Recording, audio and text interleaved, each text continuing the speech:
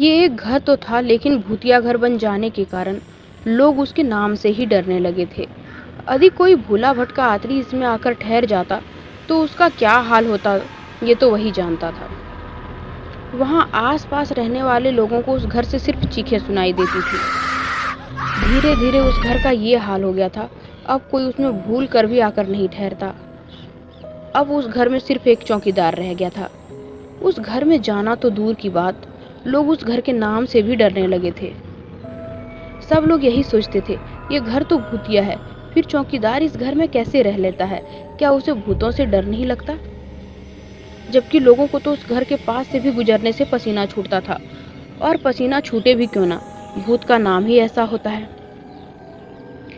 एक बार की बात है, एक रात एक शिकारी उस घर की तरफ आया जो अपने रास्ते से भटक गया था। यह घर चारों तरफ से जंगलों से घिरा हुआ था। दूर दूर तक किसी इंसान की आवाज सुनाई नहीं देती थी। बाहर बड़ा भयंकर तूफान आ रहा था। तूफान के साथ ही बड़े जोर की बारिश शुरू हो गई थी। शिकारी घर में अंदर गया और आवाज लगाई, अरे कोई है? जब घर में कोई था ही नहीं तो आवाज कौन देता? शिकारी ने एक बार फिर जोर से आवाज लगाई, अरे भाई कोई है क्या यहाँ? इस बार उसकी आवाज पूरे घर में गूंज उठी। तभी एक आदमी को उसने छाता और लालटेन लिए अपनी ओर आते देखा। क्या बात है, कौन हो तुम? उसने शिकारी से पूछा। मैं एक शिकारी हूँ, क्या बारिश और तूफान रुकने तक मैं यहाँ ठहर सकता हूँ? चौकीदार ने डरते हुए कहा। क्या आप इस घर में रात गुजारना चाहते हैं? शिकारी ने कहा, हाँ, इस बारिश और तूफान में इस समय रात बिताने के लिए जंगल में इससे अच्छा कोई और जगह नहीं है। और मेरे कुछ साथी भी जंगल में भटक गए हैं, हो सकता है इस घर को देखकर वो भी यहाँ आ जाए।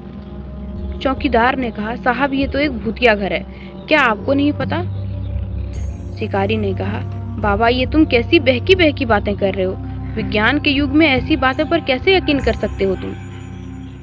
चौकीदार ने कहा, मैं सच कह रहा हूँ, ये एक भूतिया घर है।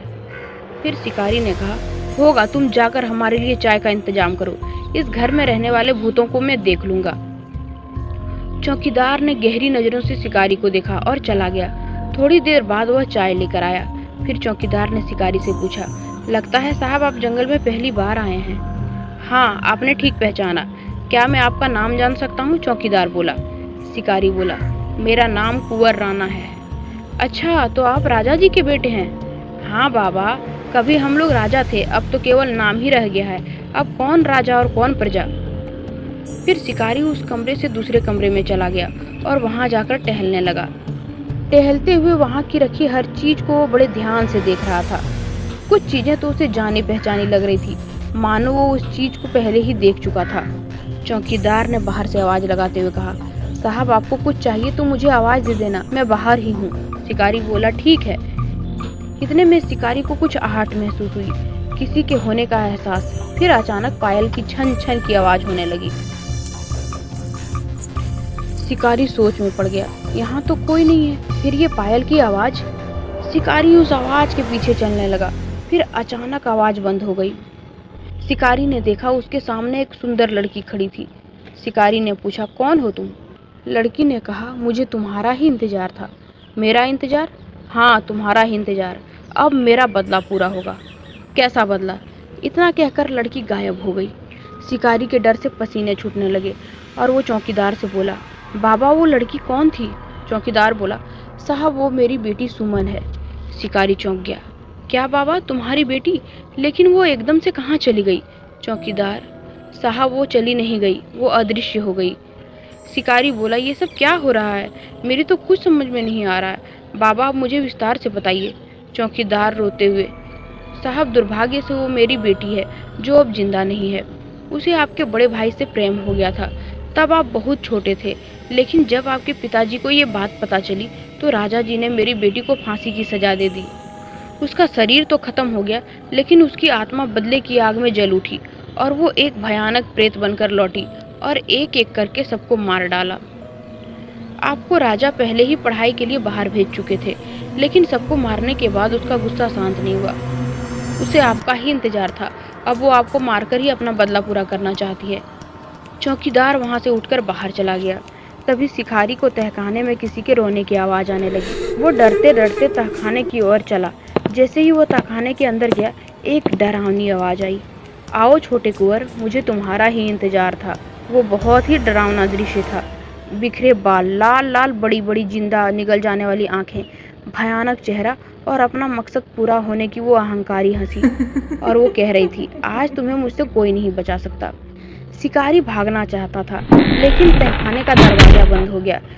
वैसे भी एक इंसान जब बदला लेने पर आए तो उसे कोई नहीं रोक सकता। ये तो एक खतरनाक आत्मा थी, तो भला इसे बदला लेने से कौन रोक सकता था। शिकारी अंदर से दरवाजा खोलने की कोशिश कर रहा था।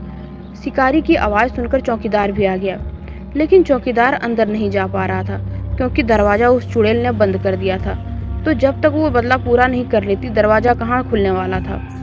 तभी तहखाने के दरवाजे पर खड़े चौकीदार को एक दहशत भरी चीख सुनाई दी। कुछ समय बाद दरवाजा अपने आप ही खुल गया। चौकीदार ने देखा कि शिकारी की लाश वहीं तहखाने में पड़ी है और सारा जिस्म खून से लथपथ भीगा हुआ है। लेकिन जब उसने पास जाकर देखा तो वो चौंक गया। शिकारी के धड़ पर सर ही नहीं था। उस चुड़ैल ने उसका सर ही उखाड़ लिया था। तभी उस चुड़ैल की भयानक हंसी दोबारा सुनाई देने लगी और वो कह रही थी, आज मेरा बदला पूरा हुआ। इतना कहते हुए तहखाने के अंधेरे में ना जाने कहाँ गायब हो गई और फिर किसी ने कभी वहां उसको दोबारा नहीं देखा।